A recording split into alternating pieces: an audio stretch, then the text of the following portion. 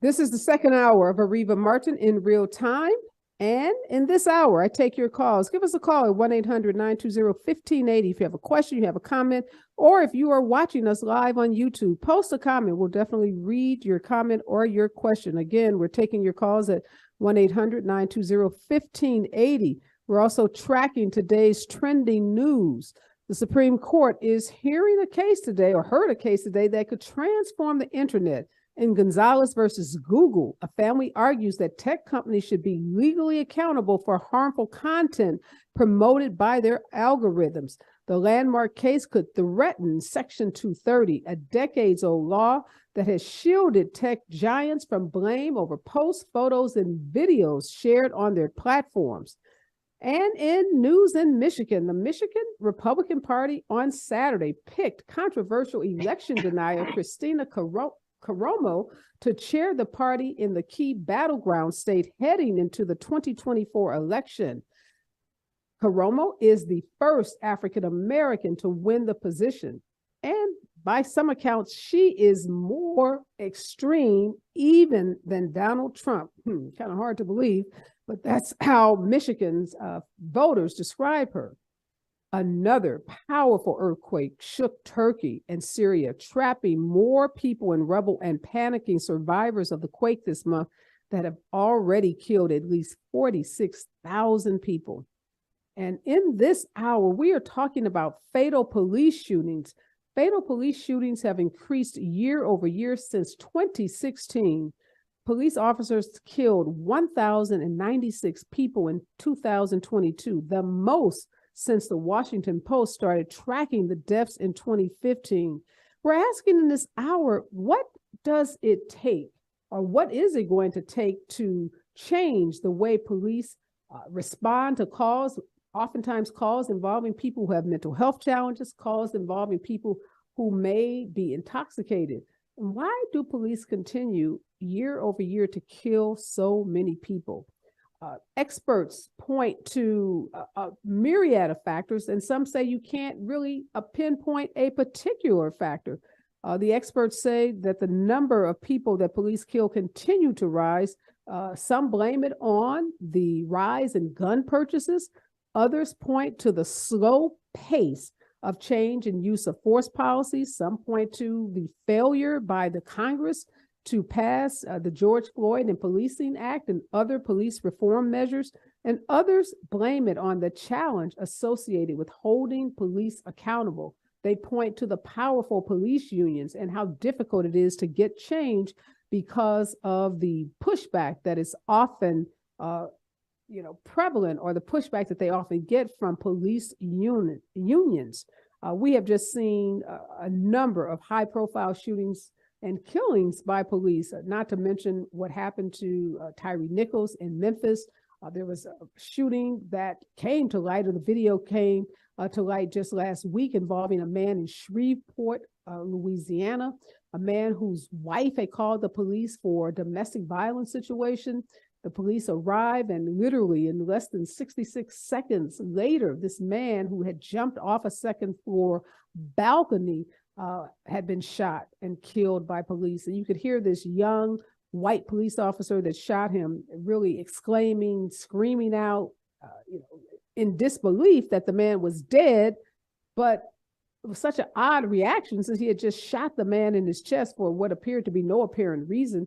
We've been told that there's some videotape that's going to be released that will actually show this man with his hands up at the time that he was shot by this police officer. We've seen police officers like Derek Chauvin, who've been prosecuted and convicted, who've been sentenced to more than a decade in prison. You would have thought, after the chilling video of George Floyd being, killed by Derek Chauvin, that would have been a wake-up call for police officers around the country, that would have had a chilling effect on how police police our communities. But it didn't, and we continue to see Black people, particularly Black men, particularly unarmed Black men, killed at the hands of police. When we come forward, I'm going to be talking to not a police officer, not an expert in law enforcement, but the mothers of unarmed African-American men who lost their lives to police officers. When I come forward, the mother of Eric Gardner is here, Gwen Carr, the mother of Michael Brown Jr., Leslie Head is with me, and Wanda Johnson, the mother of Oscar Grant. When we come forward, KBLA Talk 1580.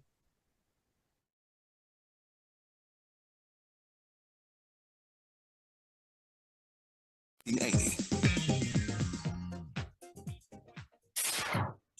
Talk 1580. We've got a lot to talk about. Hi, Maisha Cairo here, KBLA, live at Chase Bank on Crenshaw and Vernon for the In This Together tour with female business owners, a day of empowerment, community panels, and best of all, tips on building business from marketing to capital. Today, I spoke with Tatiana, a community manager for JP Morgan Chase. Thank you so much. Yes, my name is Tatiana Roberts. I am a community manager for JP Morgan Chase. I have to honestly say that this has been the most fulfilling position that I've ever had, where I get to give back to the community because I saw my mom's struggles. That's really what fuels what I do to make sure that that the community has all the access to the resources that my mother didn't have. So for the mother who's in business, what are 3 quick tips you can give to ensure that they're on the right path to accessing financial support from a bank like Chase? Say number 1, just make sure that you're checking your credit on a consistent basis and taking action to either fix your credit, maintain your credit, or rebuild your credit. The second thing would be budget. I know that B word is kind of like ugly for, right? A lot of people don't like that B word, but it has to be done. We need to tell our money where to go. The last thing is to build a network of supporters that are going to lift you up. The community building here in Crenshaw is that network. So visit the Chase Community Center on Crenshaw and Vernon. Meet a banker today. Tell them about your business. I'm Maisha Cairo in the community for KBLA with JP Morgan Chase.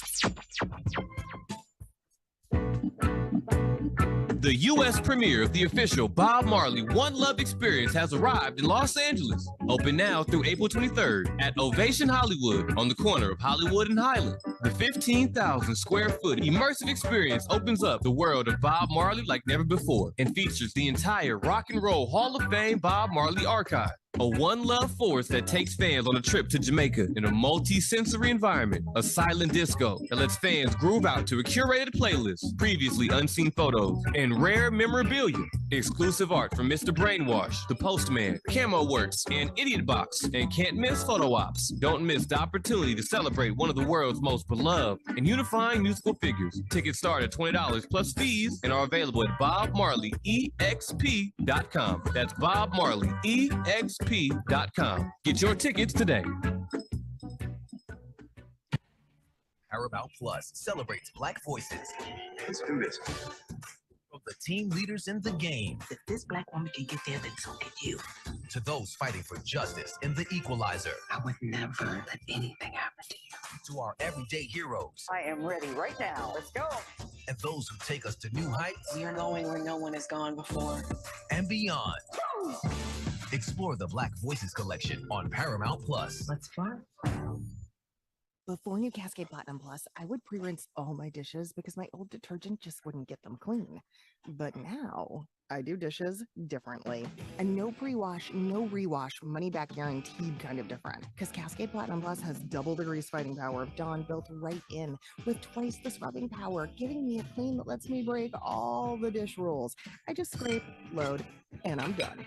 Yep, so clean. With Cascade Platinum Plus,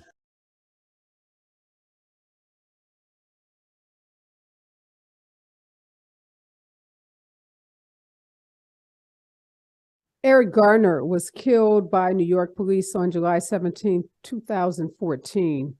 Michael Brown Jr. was killed by Ferguson police on August 9, 2014.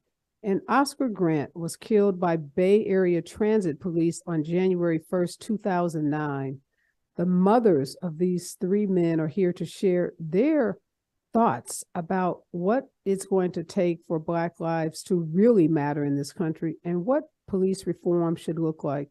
I'm so grateful to have them here, so grateful that they're willing to share their personal stories and to talk about a topic that is so personal and so difficult. I want to first welcome Gwen Carr, the mother of Eric Garner. Welcome, Gwen. Hi, how are you? I'm good. Thank you so much for joining us today. And next, I want to welcome Leslie McSpadden Head from St. Louis, which is my hometown. So happy to have this opportunity to talk with you, Leslie. Welcome. And next, Wanda Johnson, who's in Northern California, who's become a friend, who I can always call on to have this conversation. She's the mother of Oscar Grant. Welcome back, I should say, Wanda. Thank you so much for having me, Avery. I just want to start by asking you, Wanda, your son, Oscar, when we look at these dates, Oscar was killed 2009. I mean, it's been over a decade. Did you imagine that in this moment, in 2023, we would still be having conversations about, you know, the police killing of people in general, but definitely seeing so many high-profile African-American men killed by police? Did you imagine that things would be different by now? I know that it is going to be a process to get our judicial system changed into equal opportunity, equal rights for all. And so I was hopeful that the killings that we face for African-American young men would decrease, but only it appears that it is increasing each and every month that we look at someone else is getting killed at the hands of police, and still police officers are not being held accountable for their actions. How about you, Gwen? Are you shocked when you hear that statistic that police have killed more people in 2022? That's the highest number since 2016? Are you shocked to hear those statistics? Well, really, I'm disappointed to hear those statistics. But we know even since our children's death, there has been more and more killings of African Americans. And it's because of the way that the standards are so high to convict a police officer. I don't think that they fear of being accountable for their actions. I think if they would get rid of this qualified immunity, we would have a different atmosphere. But right now, even if they are found guilty of killing our children, nothing happens to them far as monetary values. They do not, 1 cent comes out of their pocket. The city pays you. So in other words, you're paying for your child being murdered yourself with the taxes that you're paying. We have to stop this qualified immunity. And I think we'll have a different atmosphere, a different mindset when the police kill someone unjustly. That's a good point, Gwen, that yes, these big settlements that we often hear about it, and we should be clear, a lot of people get killed by the police and there's zero settlement. So we don't want to give the impression that every person that's killed by the police, the family gets a settlement or there's some kind of jury verdict, because that is absolutely not the case. But when there is a settlement, you're right, it's paid out of taxpayers' dollars.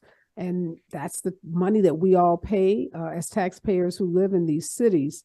And because of qualified immunity, the officers are not held personally accountable financially. And we know police officers don't make a ton of money, but there are people who believe, as you do, Gwen, that if they had to suffer some financial consequences, if their pay was docked, or if there was some financial consequences that they face, that could deter their actions. Leslie, I want to ask you, one of the things that I remember most vividly about your son's unfortunate death. One, I worked for CNN, and I remember being on air as they were reporting about the shooting, and there was so much back and forth with that district attorney at the time, the police department not releasing information, not coming forward, not being transparent. Do you feel like in these more recent high-profile cases, police are doing a better job? Like we saw in the Tyree Nichols case where the police came out, they fired the 5 officers pretty quickly, some say. We saw press conferences being held by the district attorney. Do you think that that is helping the way that we see police officers coming forward, more quickly than what happened in your son's case? I don't think it helps at all, because if there had been any change, and if we could use the word help, we would not have seen a video of Tyree being beaten the way that he was, especially by Black men. We're going to take the suit off of them and look at them for the people who they are. These were Black men. Black men. Yeah. All we've been marching and protesting about is Black life, the matter, Black lives mattering. And here we see this video. So if people aren't going to work from their minds and their hearts when it comes to serving a community in the light of God, then they should not wear their uniform. Absolutely. Definitely. They should not sign up to be police officers. I'm going to take a call now. JW is calling from Los Angeles. JW, you're on the air. I'll be real specific. First of all, if it's some type of way we can create a law where we can make it illegal for the police unions to actually protect the officers with all their different attorneys that they have, like they have a corporation full of attorneys, and create a law where they would not be able to engage or be a part of that, or make it different where they are not able to be involved. That, I believe that would make a difference, because the attorneys is what's protecting them with the law. So we need to be able to write some type of law that will push back against that, or shift, or have a paradigm shift to create a different result, first of all. And I would like to add some more comments, but you might like to get a word in, so I'll be silent for a moment. Thank you, JW, for your comment. And we do know police unions play an oversized role in protecting police officers and making it more difficult for police chiefs to actually fire bad cops. We know that they often protect cops who they know engage in excessive force and other conduct that really deems them unqualified to be on the police department. I just want to, again, just say to all three of you, Gwen and Leslie and Wanda, my heart goes out to all three of you. Condolences. I know you've been told this over and over again. And I don't know, as a mother, if you ever get over the loss of a child, no matter how it happens. Gwen, how have you dealt with the grief of losing your son? I know all of you have become incredibly active in police reform efforts. You become activists, but what has that journey, just your mother's journey, been like, Gwen? Well, that grief is never going to go away. It's always going to come there, and sometimes it comes more vividly than other times. Sometimes you're just sitting around or laying around in the midnight hour, and it'll come back to you so vividly as the day that it happened. But what I do, I have to pray about it. It gives me some comfort to galvanize with other mothers, and, for us to get together, to love on each other, to encourage and empower each other, because there are so many mothers who are not at the stage that we are. We got mothers that's on heavy drugs, can't get out of bed. Some has even attempted suicide, or they just want to forget that this ever happened, which we wish that this had never happened to us. But just sometimes you need someone to talk to, and it's not always a psychiatrist. Right. Sometimes you need someone who understands your pain. Another mother, another father, mostly the mothers This child laid under your heartbeat for 9 months. So you were the closest to this child. You understood this child. You know what this child, even as a child, you knew what this child was thinking because he was the closest to you. So we have to get together and we have to figure this thing out, like getting laws changed. And sometimes, even though in New York, I have gotten laws changed, but the thing is not only getting laws changed, you have to have them enforced. Right. Having a law on the book doesn't mean anything if it's not enforced. Yeah, no, that's such a great point, Gwen. Wanda, I know you've done just what Gwen has talked about. You have started an organization where you are bringing mothers together.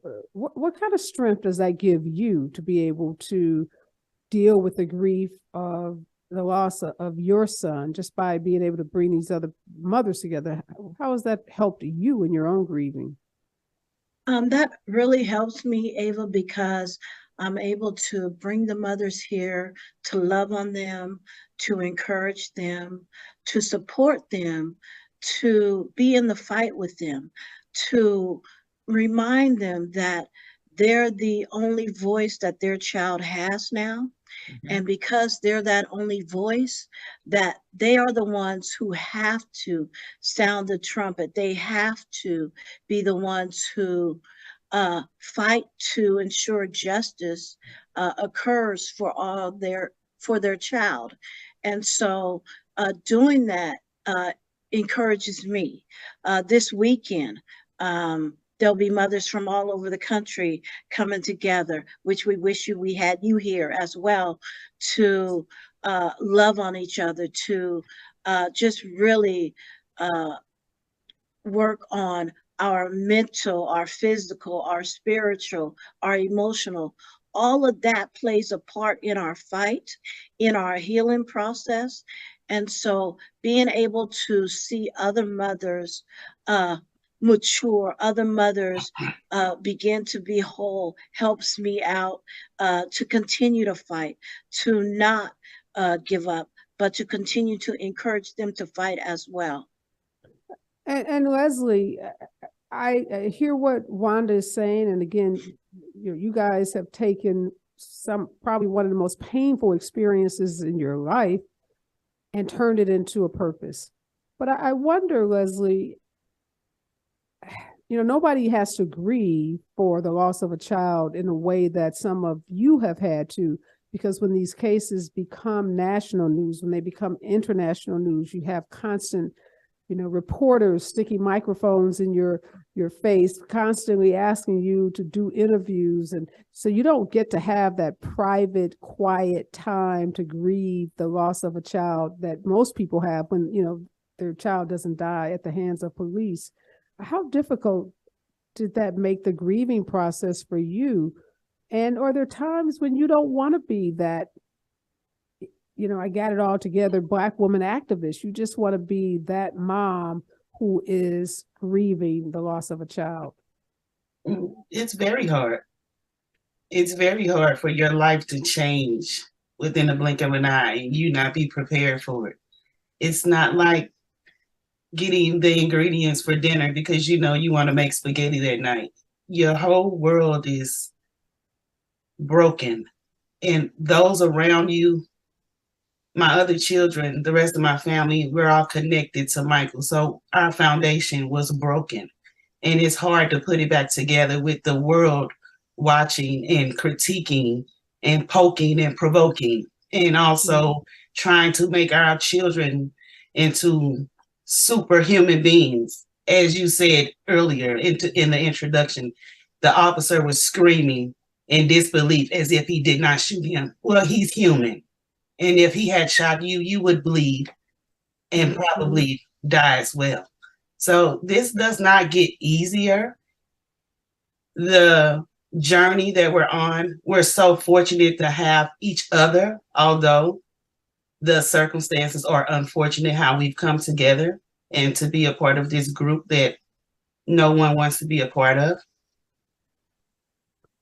Well, that's but really... I think I'm sorry, I just want to say that we have to be thankful that God has granted us grace and mercy through these situations, because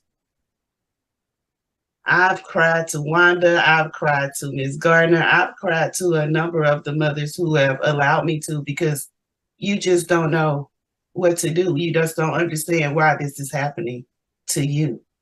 So as Wanda said, getting together this weekend to stand in solidarity and be with those who can relate to your pain, those who are not just a witness to your pain, but they have experienced it as well.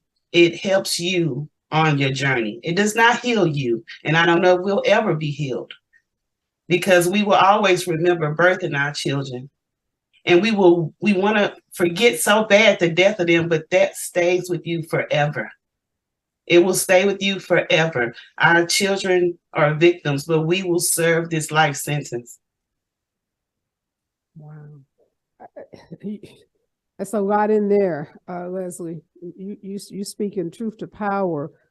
You've said so much that just resonates with me, that nobody's prepared for this. You said if you're making a dinner, you know the ingredients, but you're thrust into this limelight and people are poking and critiquing. And in our community, in the Black community, we're lifting up and we're praying and affirming, but I know that's not happening in every community. I watch online, I see some of the hateful and vitriolic comments that are made, and some of the really just ugly things that people say about, that have said about all of your sons and about all of these high profile shootings. It's not as if the world sees these shootings in the same way that we do in this community. When we come forward, I want to talk about this focus on implicit bias, this focus on changing the culture in policing. What do you all think those changes may do, if anything, to, again, impact how police Black communities? Stay with us. News, traffic, and sports up next.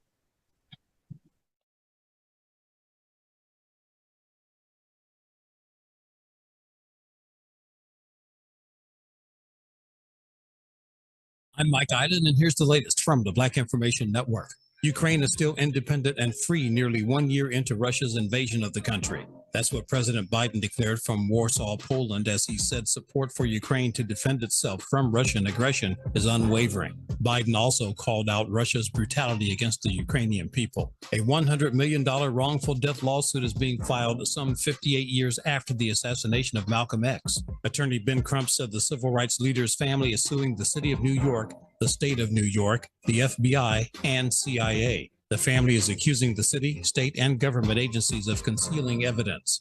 The FDA is reviewing Pfizer's vaccine that protects infants against RSV and could make a decision to clear the shot as soon as August. And that's the latest. I'm Mike Island from your 24/7 news source, the Black Information Network, and BINnews.com. In Anaheim on the 55 northbound right at the 91, got a crash on the right shoulder of the transition to the 91 East Fast Track. And it looks like we still have that SIG alert in Irvine. Now, the 133 northbound right at the 241. An oil spill has the 241 southbound shut down as they try to clean that up. And a SIG alert in San Juan Capistrano. The 74 eastbound and westbound right at Nichols Institute. All lanes closed in both directions.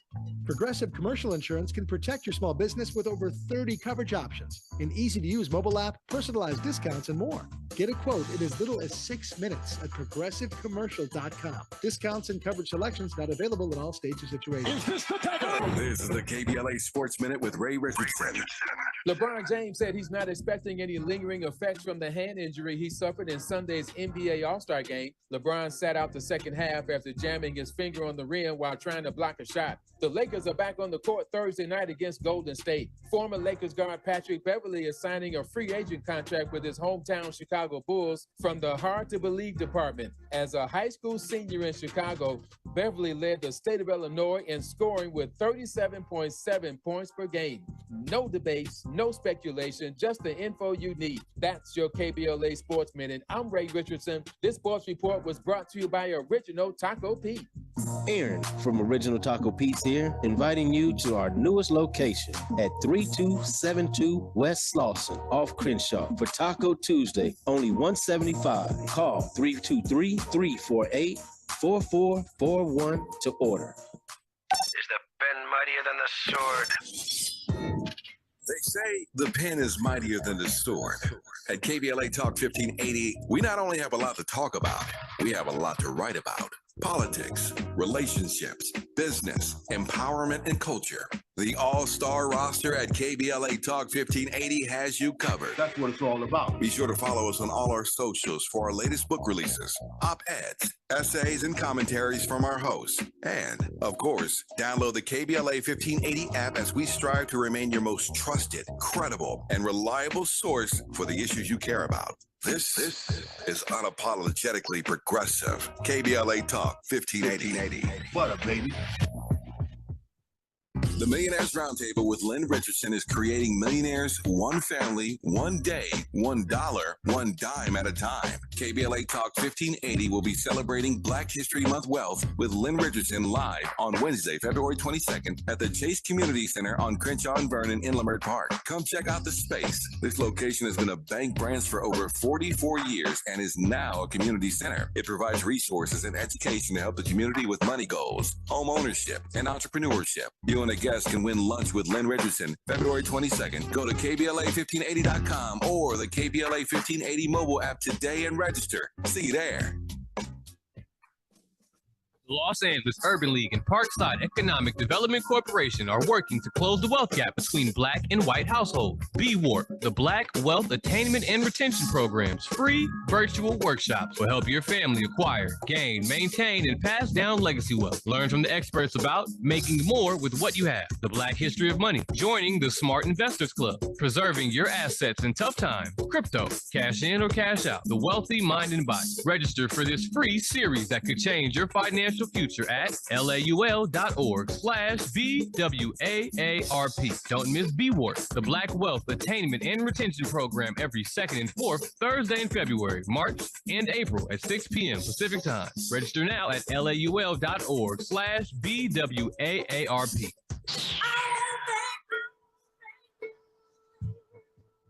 KBLA Talk 1580 would like to thank all of the businesses that tune into KBLA at work. We celebrate you, your calls to the station, and your overall support. To show our appreciation, we would like to treat your office to lunch for 10, sponsored by John O'Groats family-owned restaurant and johnogroats.us. Open the KBLA Talk 1580 app or log on to KBLA1580.com to submit your office to be selected for our Office of the Week. We know you're just like our staff, putting in many hard, smart working hours per week. We just want to say thank you, and we appreciate you. You and your staff deserve lunch on us. Enter your office to win lunch for 10 and be highlighted on KBLA Talk 1580 as our Office of the Week. Open the KBLA app or log on to KBLA1580.com to enter your office today to become the KBLA Talk 1580 Office of the Week. Sponsored by John O'Groats family-owned restaurant and johnogroats.us. Become the KBLA Talk 1580 Office of the Week. This has been a KBLA Talk 1580 community call to action.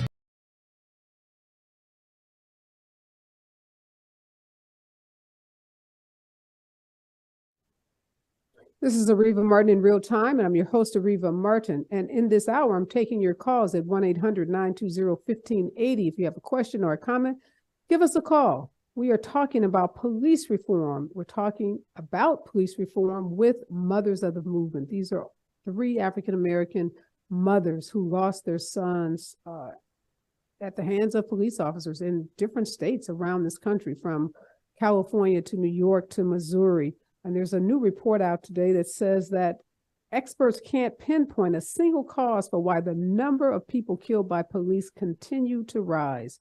Folks, these experts are pointing to a lot of different reasons, some being the rise of availability of guns, some being the slow pace of change in police policies related to use of force and qualified immunity. And others believe it's a culture issue. So I want to ask you, Wanda, I know you've spent a lot of time advocating. You've started this nonprofit. You're hosting this weekend where you're bringing mothers together. What do you think about the argument that we can't really impact this issue of police and police violence until we change the culture? And when you hear people use that word culture, what do you think they mean?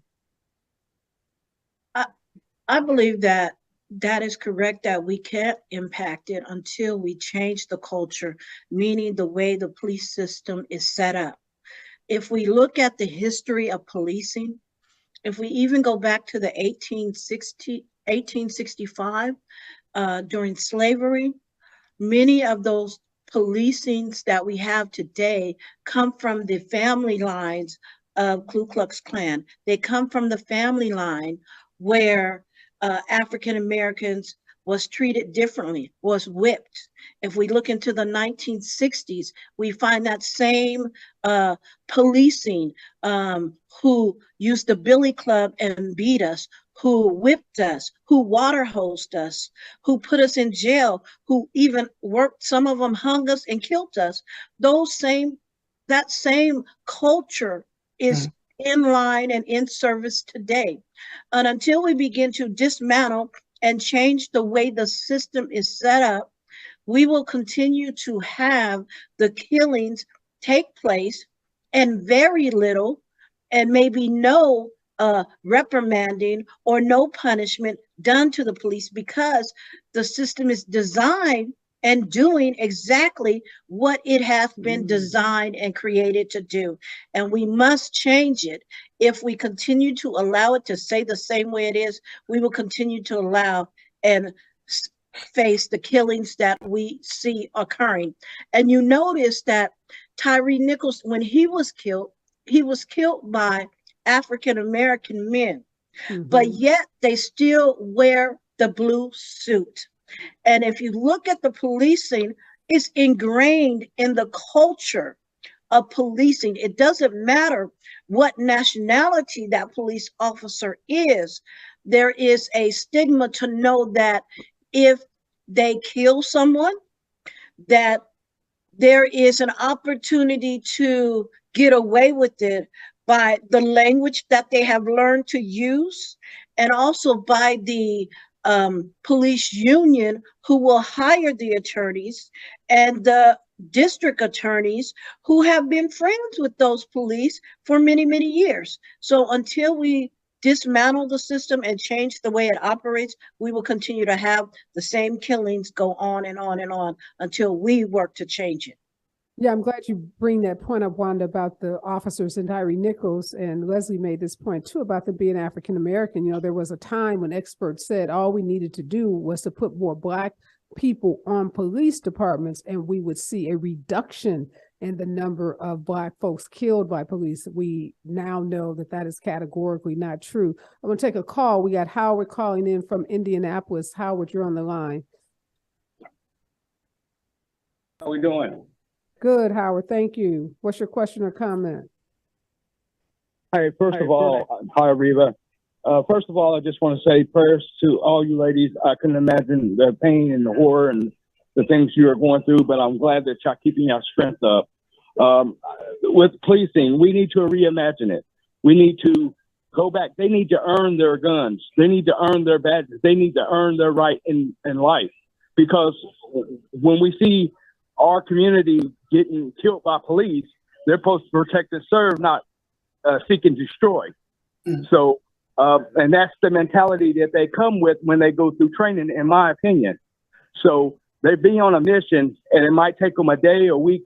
It might even take 26 years to complete that mission. But when that commission is complete, but I'm glad that everybody's getting held to account by juries across the United States, where they saying enough is enough. Y'all doing this because y'all think y'all can get away with it, but we're not fools. We're the jury, and we found you guilty. Thank you so much, Howard, for your comment. Leslie, I'll ask you this. How did you feel when you saw that in the Tyree Nichols case, in that Memphis Police Department, the chief, unlike so many of these chiefs that we typically see in these cases where it's a white male, this was a Black female police chief who put that Scorpion unit together, who had presided over a very similar unit when she was on the Atlanta Police Department, when she was a chief in Atlanta. What was your reaction to the chief?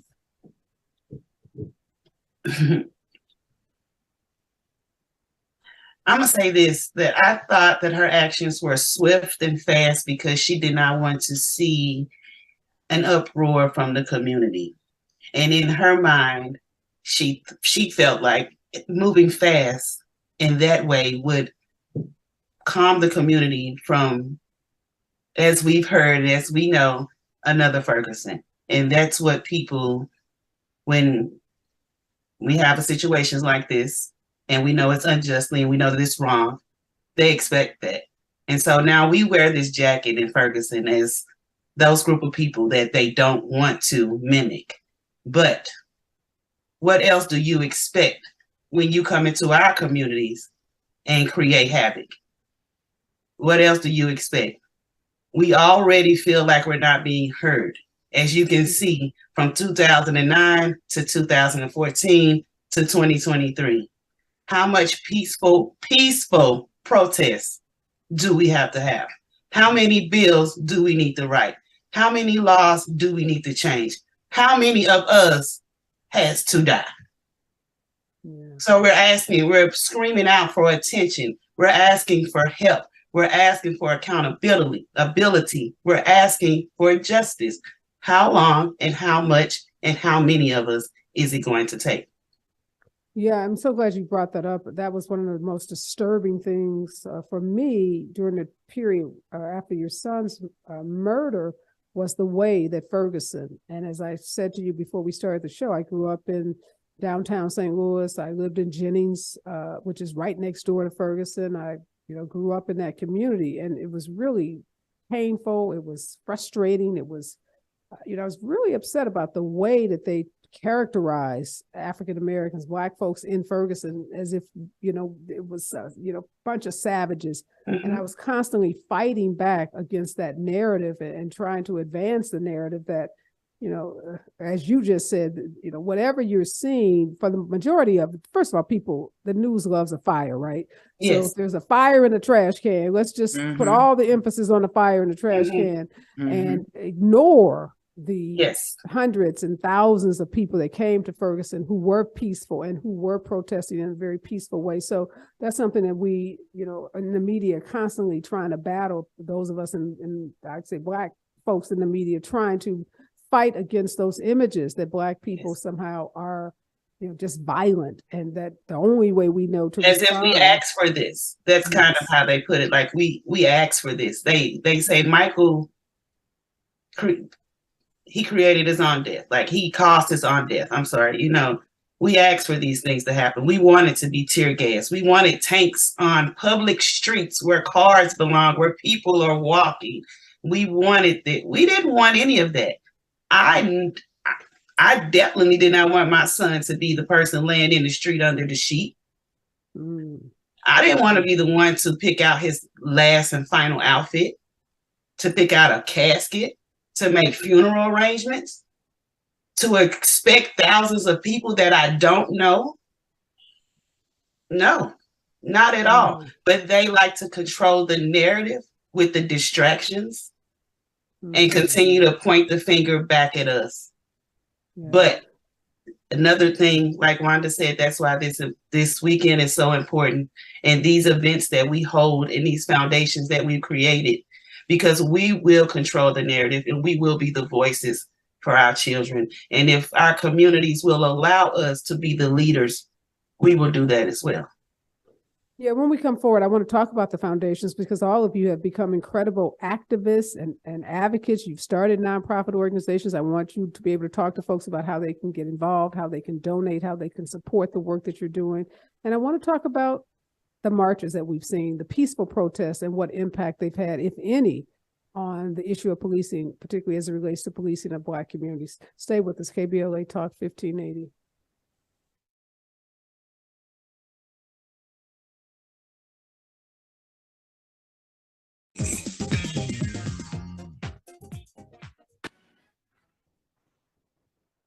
California Legislative Black Caucus's Black History Month itinerary. Maisha Cairo here with your K-Black Minute News, brought to you by Lendistry. From movie screenings to award shows, the month of February is busy for the California Legislative Black Caucus. Starting February 17th, the application for the 2023 African American Leaders for Tomorrow opens. On the 27th, the State Capitol Assembly and Senate floors will be full of events from noon until 4, starting with a meet and greet with author Bryant Terry, presentations on Black food, stories, arts, and recipes from across the African diaspora. If this sounds like a good time, visit blackcaucus.legislature.ca.gov. Thanks to our new sponsor, Lendistry. Lendistry is a national Black-led small business lender that is headquartered in Los Angeles. Lendistry helps small business owners access the affordable capital needed to grow. Visit Lendistry, LENDISTRY.com/KBLA today.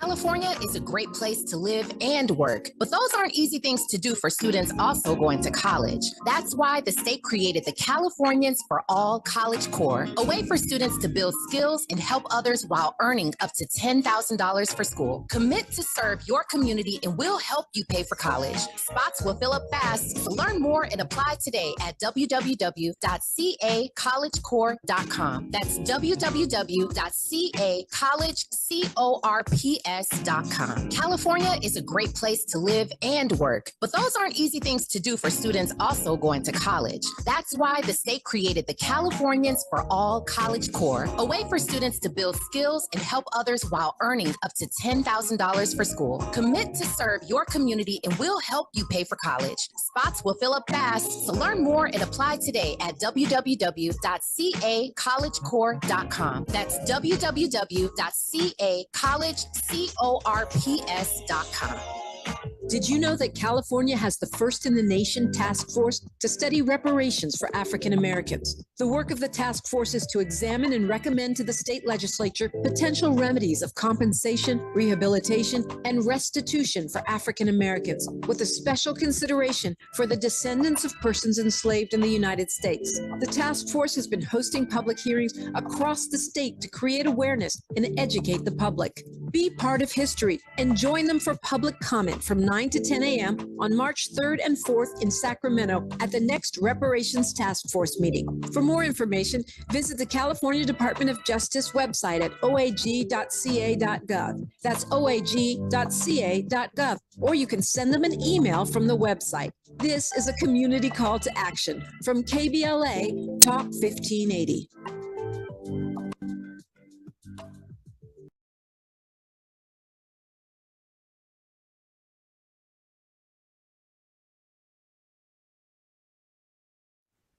I'm back and I'm talking in this last minutes of hour two to Gwen Carr, Leslie McSpadden Head, and Wanda Johnson. All three of these courageous Black women have lost their sons to police violence.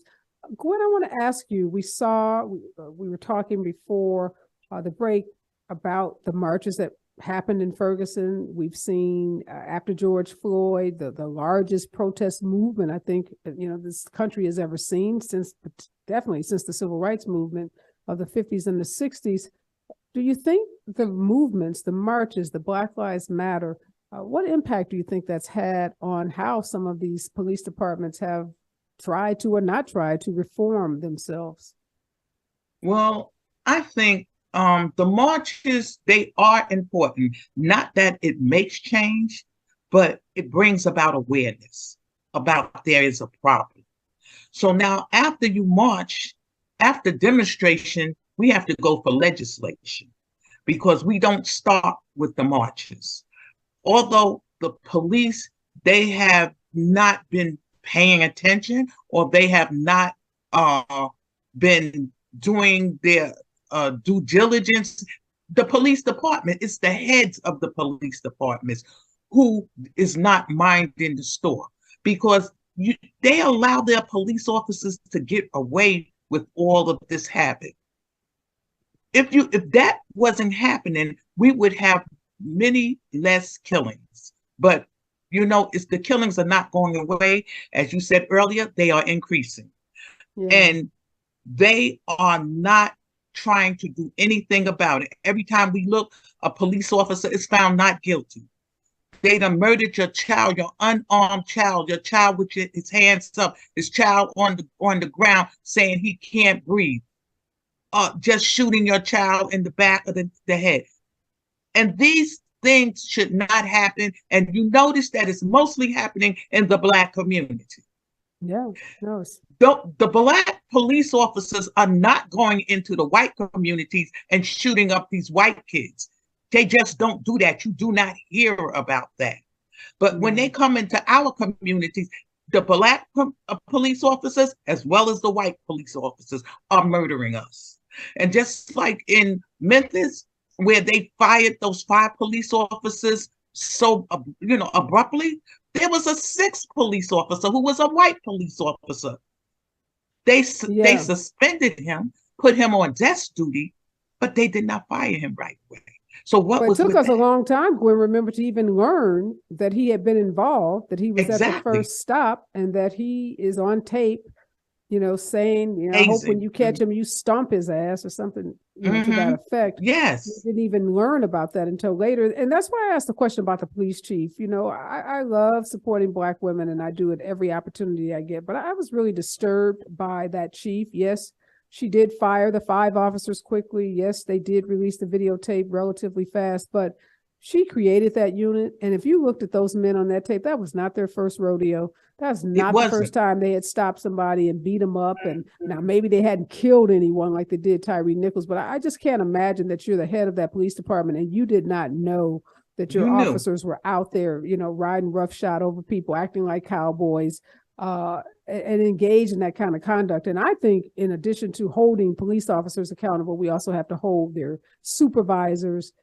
all the way up to the chiefs accountable, because this conduct is allowed to happen because somebody's allowing it to happen. So this happens on somebody's watch. And just like in a company, if the company has a bad earnings year or the company does something that damages its brand or its product or its services, that CEO, that president has to go too. So I want us to also, turn our eyes towards these police chiefs, the mayors who are appointing these chiefs, hiring these chiefs, and everybody in that chain of command, because these officers just don't wake up one day and say, I'm gonna go out and kill somebody or shoot somebody. They do it because they know they can get away with it, because we talked about that culture, because there is a culture of acceptance. There's a culture of turning a blind eye. There's a culture of accepting conduct that crosses the line. And, you keep crossing that line to the point where maybe it's you kick somebody's butt one day, you curse them out, and all the, the language they were using with Tyree Nichols, like, what job can you work on when you get to curse people out like that? I don't know any job where you get to just use that kind of language and it be acceptable. So I think there's just so much work, obviously, that needs to be done. But in these last couple of minutes, first of all, I want to thank you, ladies, but I also want to give you an opportunity to tell folks the work that you're doing, the philanthropy, the activism. If you have websites, if there are ways that people can donate, I want people to be able to support this work. I'll start with you, Gwen. Do you have a foundation or a website or anywhere where people can find the work that you're doing? Yes, I have. Our foundation is called the E.R.I.C. which is ERIC, which it stands for Eliminating Racism and Inequality Collectively. That's what his name stands for, but it's the ERIC Initiative Foundation. And we do have a website that you can go to, the ERIC Foundation.org. And yes, you can help us. You can help donate or support us in any way that you can. Fantastic. Thank you so much for that. And what about you, Leslie? Do you have a foundation or a website or anywhere where people can go to find out the kind of work that you're involved in? Yes, I do, Areva. It's michaelodbrown.org. And we love our Sons and Daughters Foundation. And I also would like to ask people to support the bill that's just been introduced by Cori Bush, our Missouri Congresswoman, and that's the Mike Brown bill. And in parentheses, it's the Helping Families Heal Act. This bill is about families receiving resources for mental health, because as we know, once again, the foundation is broken and we all will need some therapy to get through this. And there is no resources that come from the state when there's an officer involved shooting. You will not receive the victim compensation when there's an officer involved shooting. So we have proposed a bill that would give out resources to those families who have been impacted by that. You can read up on this article by Teen Vogue. I did share it with you in your email, Areva, if you don't mind posting it. Oh, and absolutely. You can always look on our website, michaelodbrown.org.com, .net, and .biz to read up on that article and other things that we have going on in the foundation. Fantastic. Thank you so much, Leslie. I'm so proud of you and the work that you're doing. I love all of you ladies, but I'm a St. Louis girl at heart, so I'm just really happy to see the work that you're doing back in my hometown.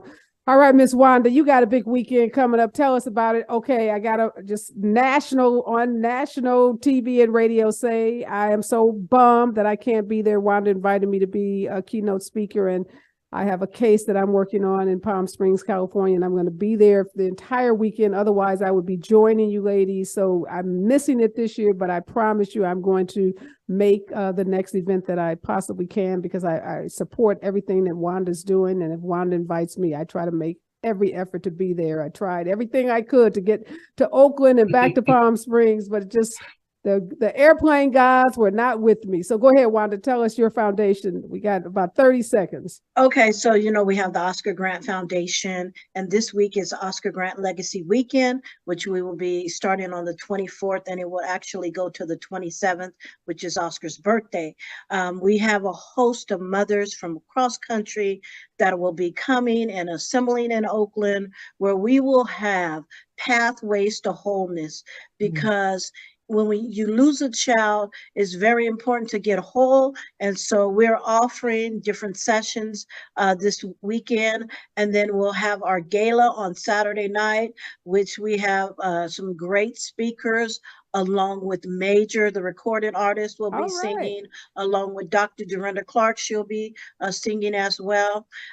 Bishop Macklin and Fred Blackwell, and actually I'll have my brother as well on there speaking. And I've got about 10 seconds, Wanda, but everybody, you can find all this information. So you can go to your website, the Oscar Grant Foundation, www.oscargrantfoundation.org. So make a donation to help us further the cause. Great work. Thank you, Wanda. Thank you, Gwen. Thank you, Leslie. You ladies are doing God's work. I can't be more proud of all of you. Make sure you guys check out their websites. News, traffic, and sports up next. And Les Brown will be the next voice that you hear. KBLA Talk 1580.